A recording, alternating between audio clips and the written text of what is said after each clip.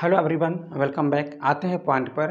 एक क्वेश्चन दे रखा हुआ है, एक नाव की शांत जल में चाल जो है 15 किलोमीटर पर हावर है, और इसके बाद नाव की जो धारा की दिशा में 30 किलोमीटर जाने पर फिर धारा के विपरीत दिशा में उसी स्थान पर लौटने पर कुल समय 4 घंटे 30 मिनट लगते हैं। तो धारा की चाल ज्ञात करना है। आपको इस सवाल को इस क्वेश्चन को सॉल्व करने के पहले आपको बेसिक कंसेप्ट जानना होगा। जब धारा की विपरीत दिशा में जब नाव आती है तो आपको ये बात ध्यान में रखना है कि धारा की जो चाल है वो नाव से कहीं न कहीं कम है।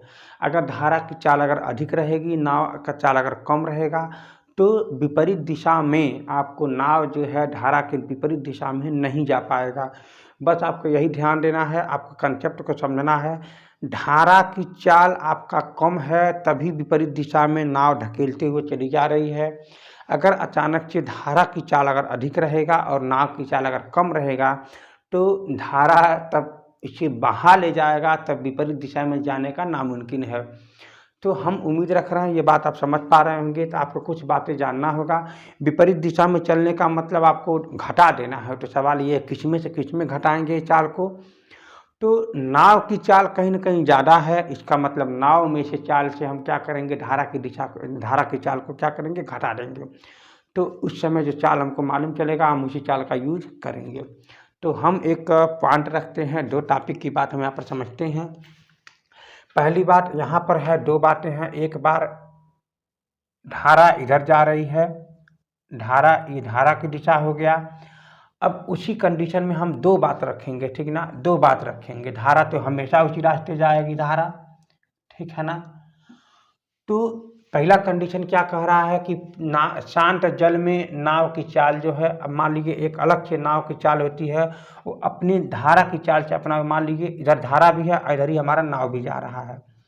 तो ये हमारा पहला कंडीशन है, उसको हम बोलते हैं धारा के अनुदिश या धारा के समांतर या धारा के ही तरफ या धारा के अनुदिश बोलते हैं।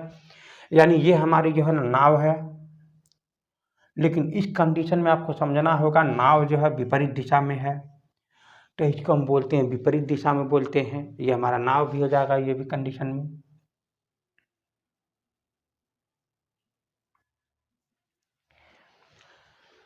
तो इसमें क्या कहना चाह रहा है कि नाव की जो चाल है इस कंडीशन में, देखिए नाव की चाल हमेशा एक ही रहेगा। हम इसको मान लेते हैं 15 किलोमीटर पर एक शांत जल में दे रखा है, धारा की चाल हमको ज्ञात करना। तो आप एक काम करिए, धारा की चाल आप मान लीजिए यहाँ पर धारा की चाल यक्ष है, तो वही चाल यहाँ भी तो रहेगा, चाल बदलेगा नहीं। धारा की चाल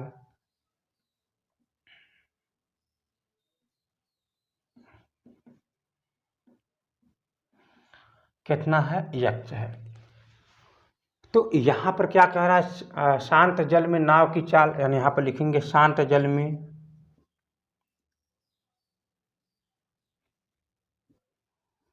नाव की चाल, यहाँ पर दे रखा है 15 किलोमीटर पर आवर है।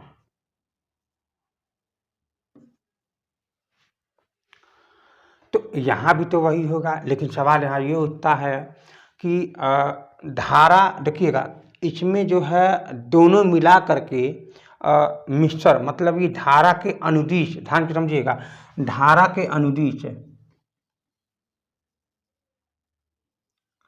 धारा के अनुदिश है नाव की चाल। तो कहीं ना कहीं दोनों चाल जुड़ जाएगा, दोनों चाल से क्या होंगे, जोड़ देंगे। तो हमारा क्या हो जाएगा यहाँ पर, ये यक्ष धन में 15, ये हो जाएगा किलोमीटर पर हावर। तो यहाँ पर भी शांत जल में नाव की चाल तो है, बोलिए हाँ या ना। शांत जल में नाव की चाल है, कितना दे रखा है, 15 किलोमीटर पर हावर। लेकिन धारा के अनुदिश है, धारा के विपरीत, जैसे कहेंगे धारा के विपरीत, धारा के विपरीत, विपरीत नाव की चाल। तो आपको यही बात मैं अभी भी समझाया हूँ कुछ देर पहले कि आपका धारा का चाल कम है तभी नाव आगे बढ़ पा रही है। अगर धारा की चाल अधिक होता ना तो नाव इधर नहीं जाता, तब धारा ही इसे धकेल देता। तो इसको तब ये नहीं कहते कि धारा विपरीत दिशा में आ रही है, तब इससे कहते नाव बह गई, अर्थात नाव बह रही है, धारा में बह रही है। अब वो कहाँ चली जाए ये पता नहीं। तो इसका मतलब कहीं ना कहीं नाव की चाल अधिक है तभी तो धारा की चाल को काट रही है। तो यहाँ पर आपको क्या समझना है, यही बात है कि नाव की चाल अधिक है, तो यानी अधिक वाले में से आपको ये घटाना है। तो आप लिखोगे क्या ना, 15 माइनस में यक्स किलोमीटर पर हावर। कंसेप्ट तो ये है। और दूरियां दोनों तरफ में कितना, 30 किलोमीटर है। जो आपकी दूरी है वो कितनी है, वो 30 किलोमीटर है, 30 किलोमीटर है ना। तो दूरी यहाँ भी तो वही है। बोलिए मैं आपको कंसेप्ट बताना चाह रहा हूँ, 30 किलोमीटर है। तब उस कंडीशन में जाने में जो समय लगा है T1 मान लीजिए, तो जाने में समय यानी जाने में समय T1 मान लीजिए आप, तो यानी दूरी बट्टे में चाल, यानी इसका चाल ये सब नहीं देखा जाएगा ना, इसका चाल ये देखा जाएगा। तो जाने का चाल कितना देखा जाएगा, 30 धन बट्टे में यक्ष धन में 15। आपसे उल्टा लिख लीजिए, ऐसे लिख लीजिए 15 धन में यक्ष, क्योंकि यहाँ पर 15 है ना, पहले लिखा गया ना, इसलिए आप यहाँ लिखेंगे 15 प्लस में यक्ष। अरे हाँ है ना। तो इस कंडीशन में आप जानते हैं, इस कंडीशन में आप इस कंडीशन को आप समीकरण नंबर 1 मान लेंगे। तो आने में, वापस आने में, वापस के लिए सॉरी, इसको आप लिखोगे आने में आने में समय जो लगेगा, आने में जो समय लगेगा क्या लगेगा, आपको तो ये बातें पता ही होगी ना कि चाल समय बराबर क्या होता है, दूरी बट्टे में चाल होता है। इसका मैं यूज कर रहा हूँ, दूरी यहाँ पर 30 है भाई, इतना ही दूरी तो जा रही है, इतना ही दूरी तो आ रही है। तो यहाँ पर कहेंगे 30 बट्टे में 15 माइनस में यक्ष, और यहाँ पर इसको इसी बात को बोलेंगे T2। क्या बोल देंगे, T2। अरे हाँ है ना, समीकरण नंबर क्या हो जाएगा, 2।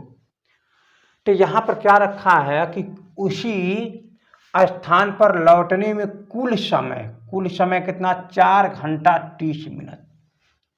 4 घंटा फिर 30 का मतलब आधा घंटा, तो दोनों को जोड़ देंगे तो क्या हो जाएगा, 4 सही 1/2। इसका मतलब 4 दूनी 8 का 9, और इसके बाद को बोल सकते हैं 9/2। यानी टोटल समय कितना है, 9/2। यानी अब हम आएंगे यहाँ पर समझेंगे कि समीकरण नंबर 1 व समीकरण नंबर 2 को जोड़ देंगे। टोटल समय, जाने का समय इतना है, आने का समय इतना है, तो आप बोलेंगे क्या यहाँ पर, ये 30 बट्टे में 15 धन में यक्ष, इसको बोलेंगे प्लस 30 बट्टे में 15 माइनस में यक्ष इज इक्वल टू 9/2। अरे हाँ या ना। इसको हम क्या बोलेंगे, T1 प्लस में T2 इज इक्वल टू में 9/2। यही तो है कंसेप्ट, बात को समझिएगा। तो अब आप इसको सॉल्व करेंगे, ठीक है ना, हाँ या ना। इसको सॉल्व करेंगे, इसको सॉल्व करके आप क्या करेंगे, यक्ष का मान निकालेंगे, जो हमारा क्या धारा की ही वही चाल है। चलिए देखते हैं तो क्या हो जाता है यहाँ पर धारा की चाल। तो हम इसको यहाँ पर मल्टीप्लाई कर देंगे, इसका मल्टीप्लाई यहाँ पर करेंगे तो मेरा क्या हो जाएगा, ये 30 कोष्टक में 15 माइनस में यक्ष प्लस फिर 30 कोष्टक में 15 प्लस में यक्ष, इसका मल्टीप्लाई करेंगे क्या हो जाएगा, 15 का वर्ग माइनस में यक्ष का वर्ग इस इक्वल टू में 9/2। यहाँ से आप क्या करेंगे, इसको कॉमन ले लीजिए। इसको जब से कॉमन ले लेंगे क्या हो जाएगा, ये दोनों जुड़ जाएगा। तो जैसे कॉमन ले लेंगे तो अंदर की तरफ क्या आ जाएगा, 15 माइनस में यक्ष प्लस में 15 माइनस में प्लस में यक्ष, कोष्टक बंद। अपान में क्या आ जाएगा, नीचे 15 का वर्ग माइनस में यक्ष का वर्ग इज इक्वल टू में क्या आ जाएगा, 9/2। अरे हाँ या ना। तो हम क्या करते हैं, इसको अंदर की तरफ ये काट देते हैं, खत्म हो जाएगा। और जैसे ही काट देंगे खत्म हो जाएगा। तो इन दोनों को हम तो जैसे ही यहाँ पर 15 बचा, 15 यहाँ पर हो जाएगा, तो 15 क्या हो जाएगा, यहाँ पर गुणा कर जोड़ देंगे तो हो जाएगा 900 हो जाएगा। अरे हाँ आना 900 बट्टे में हो जाएगा 225, फिर माइनस में x square is equal to में 9/2। इसको यहाँ से काट देंगे तो ऊपर हो जाएगा 100 बार में, यहाँ पर 1 बच जाएगा। इसका मल्टीप्लाई इधर कर देंगे, इधर उसका मल्टीप्लाई कर हो जाएगा आपका 200। इसका मल्टीप्लाई 200 हो जाएगा, इसका मल्टीप्लाई इसमें करेंगे तो ये कितना हो जाएगा, यहाँ पर ये 225 हो जाएगा। फिर माइनस में x स्क्वायर हो जाएगा। तो इसका मतलब ये हुआ, यहाँ पर जैसे क्या करेंगे, इसको इधर कर दीजिए, इसको आप इधर कर दीजिए, इसको पहले प्लस बनाइए, इसको इधर कर देंगे तो प्लस बन जाएगा, इसको आप इधर कर दीजिएगा तो 225 माइनस में हो जाएगा 200। तो जैसे हो जाएगा यहाँ पर x स्क्वायर इक्वल टू में क्या हो जाएगा, यहाँ पर 25 हो जाएगा। तो यहाँ पर x का मान क्या आ जाएगा, रूट में 25 हो जाएगा, जो x का मान आ जाएगा यहाँ पर ये 5 किलोमीटर पर आवर। तो यहाँ पर जो धारा की जो नाव, जो पानी का जो बहाव है, जो धारा की जो चाल है, वो आपका क्या आ जाएगा, x का जो मान आ जाएगा कितना आ जाएगा, 5 किलोमीटर पर घंटा। यही आपको समझने वाली बात थी।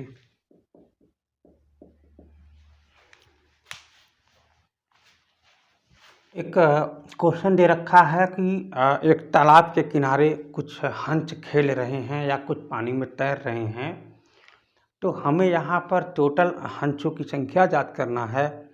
यदि अगर हंस के किनारे कितना है और हंस के तालाब पानी पर कितना तैर रहे हैं, इन सभी का यहाँ पर क्वेश्चन दे रखा है। यहाँ पर दे रखा है एक राजहंस के झुंड में से उनकी संख्या के वर्गमूल का 7/2 गुने तालाब के किनारे खेल रहे हैं और बचे हुए 2 पानी पर तैर रहे हैं, तो राजहंसों की संख्या ज्ञात कीजिए। तो आपको समझना है वर्ग और वर्गमूल के बारे में क्या होता है। सबसे पहले आप बारीकी से समझेंगे कि 2 है ना, यहाँ पर 2 है तो 2 का वर्ग, 2 का क्या होगा, वर्ग। तो आपको 2 का वर्ग का मतलब क्या हो जाएगा, 4।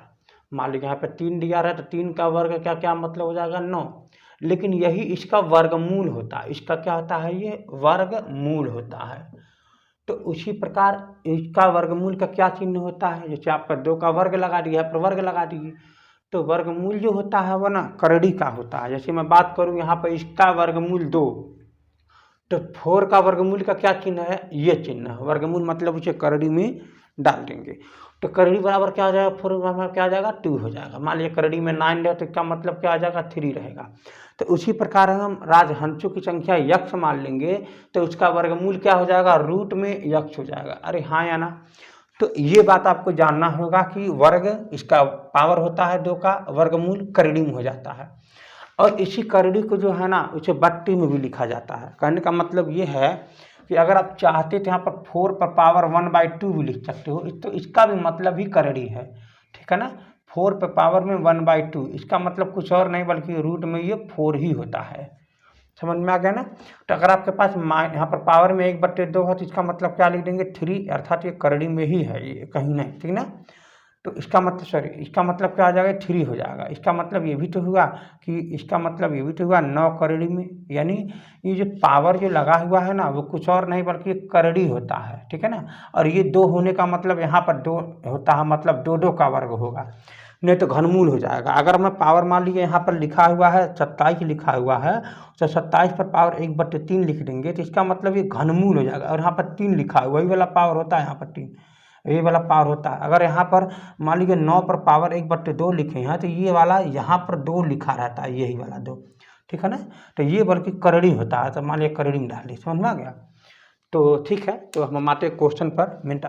तो यहाँ पर दे रखा राजहंस के एक झुंड में, मतलब ये होगा, मान लीजिए राजहंसों की जो संख्या, मान लीजिए एक तालाब है, ठीक ना। मान लीजिए आपका ये एक तालाब है, तालाब में मान लीजिए यहाँ पर क्या है, पानी है, ठीक है ना। तो ये किनारे का तट है, ये किनारा है, क्या है, ये किनारा। तो कुछ मान लीजिए टोटल राजहंसों की संख्या कितना दे रखा है, यक्ष। टोटल राजहंसों की संख्या मान लेते हैं राज में माना राजहंसों की संख्या जो है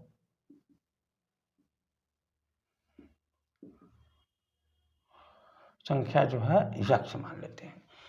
अब क्या कह रहा है, उसकी संख्या के वर्गमूल, फिर के 7/2 गुने, तो यानी इसका हम पहले क्या निकालेंगे, वर्गमूल निकालेंगे। तो इसका वर्गमूल क्या आ जाएगा, रूट में यक्ष हो जाएगा। अब फिर क्या करा, इसी का 7/2 गुना, मतलब इसमें हम क्या करेंगे 7/2 का गुणा कर देंगे। तो ये जो राजहंसों की जो संख्या है ना वो किनारों पर खेल रहे हैं। अब हम यहाँ पर फिर क्या दे रहा है, किनारों पर खेल रहे हैं, तो ये इतना क्या होगा, किनारा खेल रहे हैं। तो बचा हुआ जो बच जा रहे हैं वो कितना है, 2। पानी में तैर रहा है तो मान लीजिए पानी में कितना आ जाएंगे, 2 हो जाएंगे, ठीक है ना। तब टोटल क्या निकलेगा भाई, टोटल तो यही दोनों तो हैं भाई, यही दोनों तो टोटल हैं। तो इन्हीं दोनों को अगर हम जोड़ देंगे तो इसके बराबर हो जाएगा, जितना माने हैं यक्ष बराबर। तो अकॉर्डिंग टू क्वेश्चन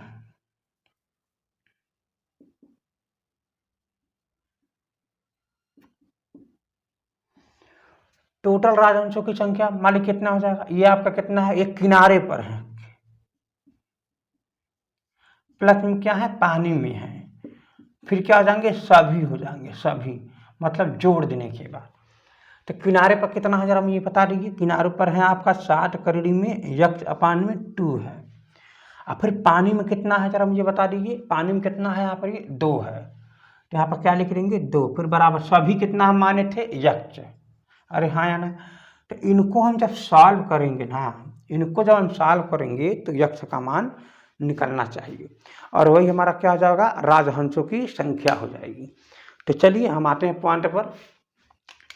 तो यहाँ पर जो दे रखा हुआ है, क्या दे रखा है, 7 यक्ष रूट में यक्ष अपान में 2, प्लस में फिर यहाँ पर कितना है, 2 इक्वल टू कितना दे रखा है, यक्ष। इसका मल्टीप्लाई यहाँ करिए तो कितना हो जाएगा, 4। तो 7 रूट में यक्ष प्लस में 4 अपान में 2 इक्वल टू में यक्ष। इसका मल्टीप्लाई यहाँ कर देंगे तो 7 रूट में यक्ष प्लस में 4 इक्वल टू में 2 यक्ष। हाँ या ना। तो आप सभी को क्या करना है, इसको सॉल्व करना है, क्या करना है, इसको सॉल्व करना है। तो चलिए एक काम करते हैं, दोनों पक्षों में हम वर्ग कर देते हैं, वर्ग करने के बाद ही हम इस पर कुछ कर पाएंगे तो अच्छा रहेगा। तो चलिए हम इसको पहले ना हो तो इसको इधर करिए, इसको इधर करिए, नहीं तो एक काम और कर सकते हैं, पावर एक्स पर पावर इतना है, यहाँ पर एक्स पर पावर में 1 है, बहुत कोशिश करने पर इसको सॉल्व करेंगे तो लंबा तो पड़ ही जाएगा। तो यहाँ पर वर्ग देने के नाते हम थोड़ी सी कुछ बातें सोच रहे हैं कि हम आपसे जितना जल्दी हो सके सॉल्व करें, लेकिन यहाँ पर कोई जल्दी चलने वाला नहीं है, यहाँ पर कोई जल्दी चलने वाला नहीं है, दाल में गलने वाला नहीं है। तो आपको क्या करना है, इसको आप इधर करना पड़ेगा। चलिए मैं देखता हूँ यहाँ पर क्या हो जाएगा, यहाँ पर ये 7 हो जाएगा, रूट में हो जाएगा यक्ष, फिर इक्वल टू में 2 यक्ष माइनस में 4, माइनस में क्या आ जाएगा 4। तो दोनों पक्षों में वर्ग कर दीजिए, क्या करिए, दोनों पक्षों में वर्ग। तो जैसे ही वर्ग करेंगे तो यह आपका हो जाएगा, दोनों पक्षों में वर्ग कर देते हैं, चलिए आसान है। तो जैसे यहाँ पर वर्ग करते हैं तो यहाँ पर हो जाता है 7 7 में 49, और यहाँ हो जाएगा यक्ष, फिर इक्वल टू यहाँ हो जाएगा आपका इसका वर्ग। जैसे आप इसका वर्ग करेंगे तो ये आपका हो जाएगा 4 यक्ष स्क्वायर, फिर इसके बाद प्लस में इसका वर्ग करेंगे तो 16 हो जाएगा, और फिर इसका माइनस में 2 इंटू में ए इंटू में मतलब फिर 2 यक्ष, फिर इंटू में 4, इतना कंसेप्ट हो जाएगी। फिर यहाँ पर आप इसको लिख देंगे, क्या हो जाएगा 49 में यक्ष इक्वल टू में 4 एक्स स्क्वायर प्लस में 16। यहाँ पर आप क्या करेंगे, इसको आप गुणा कर दीजिए, 4 दूनी 8 और फिर 8 दूनी 16, बोलिए हाँ है ना, 4 दूनी 8 4 दूनी 16, यानी हो जाएगा आपका 16 यक्ष। फिर जैसे आप इसको इधर कर देंगे तो आपका ये माइनस का फिर प्लस हो जाएगा। अब प्लस होने के नाते ये 9 यहाँ पर जुड़ जाएगा, ये वाला दोनों क्या हो जाएंगे, इसमें जुड़ जाएंगे। तो ये आपका हो जाएगा 49, इसे 9 में 6 जोड़ देंगे तो आपका हो जाएगा 15, एक हासिल फिर 5, फिर इसके बाद 6 65 हो जाएगा, यक्ष हो जाएगा इक्वल टू में 4 एक्स स्क्वायर प्लस में हो जाएगा आपका ये 16। अब आप कोशिश करिएगा कि यहाँ से आपको सॉल्व करना है, बहुत बारीकी से सॉल्व करना है। तो इसको सॉल्व करने के लिए आपको द्विघात का वो नियम लगा लीजिए, सीधाराचार का भी लगा सकते हैं, वैसे कोई बड़ी बात नहीं है, लेकिन चलिए हम सीधाराचार का लगा के इसको सॉल्व करते हैं फास्ट में। इसको आप इधर कर दीजिए तो आपका हो जाएगा 4 एक्स माइनस में 65 यक्ष है, इसको फिर क्या लिख देंगे प्लस में 16 इक्वल टू में 0 है कि गुणा करने पर 64 आए और जोड़े घटाएं तो 65 आए। तो आप देख पा रहे हैं कि 64 और 65, यानी कहीं न कहीं 64 में अगर एक का हम गुणा कर देंगे तो हमारा 64 ही आएगा, लेकिन अगर हम 64 में एक को अगर हम जोड़ देंगे तो हमारा 65 हो जाएगा। तो अब हम यहाँ पर क्या लिखते हैं, 64 धन में 1 और यहाँ पर पास में यक्स फिर माइनस में, ठीक है। तो यहाँ माइनस में फिर यहाँ पर लिख देंगे 4x² और प्लस में यहाँ लिख देंगे 16। इसका मल्टीप्लाई यहाँ कर देंगे तो ये आपका हो जाएगा माइनस में 64 यक्स फिर माइनस में 1 यक्स प्लस में 16 इज इक्वल टू 0। इसे अलग अलग कर लेंगे तो 4 यक्स कॉमन ले लेंगे तो यहाँ हो जाएगा आपका ये यक्स माइनस में 16 और यहाँ पर माइनस में 1 कॉमन ले लेंगे तो यक्स माइनस में 16 इज इक्वल टू में 0। तो यहाँ हो जाएगा आपका यक्स माइनस में 16 कॉमन ले लेंगे तो यहाँ हो जाएगा 4 यक्स माइनस में 1 इज इक्वल टू 0। यहाँ हो जाएगा यक्स माइनस में 16 अलग करके बराबर सॉल्व कर देंगे तो यक्स इक्वल टू में 16 आ जाएगा और यहाँ 4 यक्स माइनस में 1 इज इक्वल टू 0 तो यक्स इक्वल टू हो जाएगा 1/4। तो आप ये बात समझ में आ गया होगा कि हंस की जो संख्या है आधा तो हो ही नहीं सकती है, यानी हंस की संख्या कितनी हो सकती है 16, यानी यहाँ पर राजहंसों की संख्या कितनी यक्स बराबर कितना आ गया है 16 आ गया है, जो हमारा यही हमारा क्या हो जाएगा आंसर हो जाएगा। तो आप यहाँ पर ब्लैक पेन से हेडिंग लिख सकते हैं कि राजहंसों की संख्या 16 होगी, ठीक है ना। राजहंसों की जो संख्या होगी वो 16 होगी। अब हम आते हैं पॉइंट पर, ठीक है ना। चलिए आगे। तो आपको इस क्वेश्चन में ये भी पूछ सकता था कि नदी पर कितने हैं, किनारे पर कितने आएंगे। तो जब 16 हो गए तो यहाँ से 2 घटा देंगे तो बचेगा 14। तो इसका मतलब राजहंसों की किनारे पर जो संख्या है वो 14 है। और एक्चुअली में आपको निकालना भी हो तो कैसे निकलेगा, मैं आपको बता दूँ। यहाँ पर जो संख्या दे रखी हुई है 7 करोड़ में यक्स अपान में 2, तो कहीं ना कहीं 7 करोड़ में यहाँ पर यक्स की जगह पर 16 फिर बट्टे में 2 हो जाएगा। 7 गुणे में 4 फिर बट्टे में 2 कट जाने के बाद 2 7 दूना 14 हो जाएगा। तो हम उम्मीद रख रहे हैं ये बात आपको समझ में आ गई होगी, ठीक है ना।